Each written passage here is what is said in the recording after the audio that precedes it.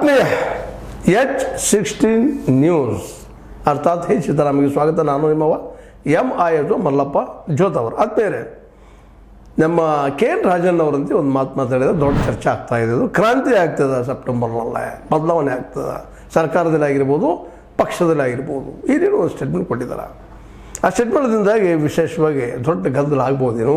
September, October, November ಅಲ್ಲಿಗೆ ಎರಡೂವರೆ ವರ್ಷ ಆಗ್ತದೆ. ಏನು ಬದಲಾವಣೆ ಆಗ್ತದನ, ಬದಲಾವಣೆ ಅಥವಾ ಕಂಟಿನ್ಯೂಸ್ ಉಳಿತದ ಇದು ಗೊತ್ತಿಲ್ಲ. ಬಟ್ ಕ್ರಾಂತಿ ಆಗ್ತದೆ. ಕ್ರಾಂತಿ ಅಂದರೆ ಏನು, ಭಾಳ ದೊಡ್ಡ ಬದಲಾವಣೆ ಅಂತೇಳಿ.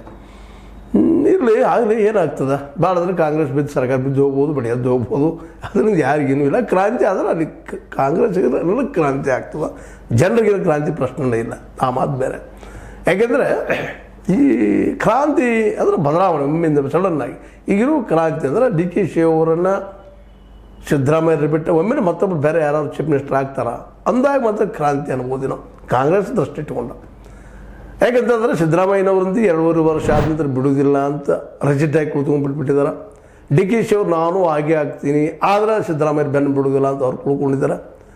ಅದೇ ಕಾರಣ ಸತೀಶ್ ಅವರು, ನಮ್ಮ ಗುರುಗಳಪ್ಪ ಅವರು, ಸಿದ್ದರಾಮಯ್ಯನವರು ಅವ್ರು ಬದಲಾಯಿಸಬೇಕಾಗಿಲ್ಲ, 2028ರಲ್ಲಿ ಆಗ್ತೀನಿ ಅಂತ ಅವ್ರು ಹೇಳ್ತಾ ಇದ್ದಾರೆ.